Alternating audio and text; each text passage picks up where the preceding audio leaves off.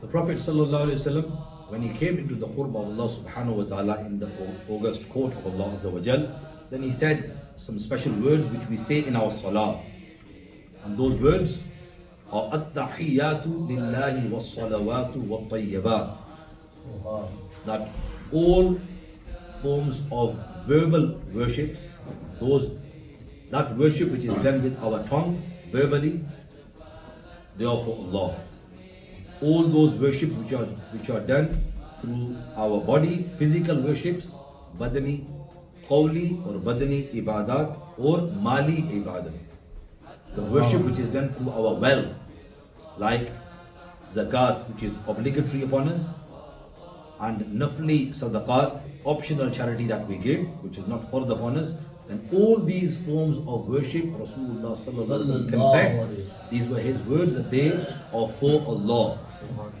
And there is also a message in that for us, that we should be seeking the rida of Allah in all these forms of worship. It should not be done for riya, not for ostentation, not for showing off, not to publicize and tell others. So all qawli, fi'li and badani, all these mali ibadat, they are all for Allah. When somebody comes in and we extend and we start to pray our salah slower, then this is riya.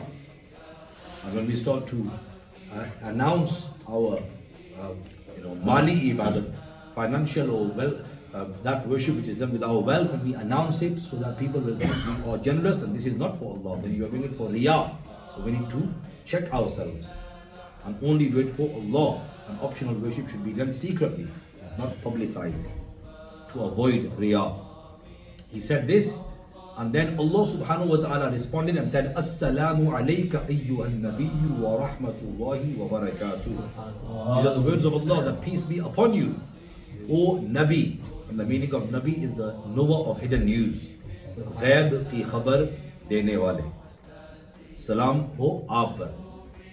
So may salam be upon you, may peace be upon you, O one who is mukhbir, who gives the news of hidden information. Al-mukhbiru anil ghaybi aw al-mustaqbili bi ilhami min Allah ta'ala. This is the definition of Nabi, one who gives or imparts news of ghayb, which is hidden, or of the future, after being told by Allah subhanahu wa ta'ala.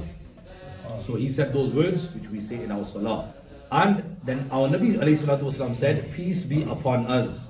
And Allah sent peace to him directly, and Rasulullah ﷺ, he included us even at that time when he was blessed with that unique meeting with Allah. He did not forget us, he did not forsake us, he did not abandon us.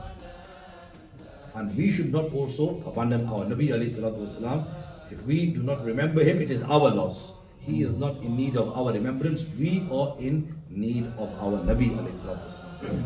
This is why Allah says that जो ना भूला हम गरीबों को रजा, जो ना भूला हम गरीबों को रजा, याद उसकी अपनी आदत कीजिए.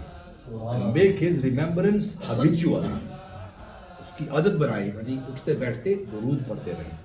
This reminds me of the awliya Allah. They would pray durood sharifs thousands of times in the day, thousands of times in the night.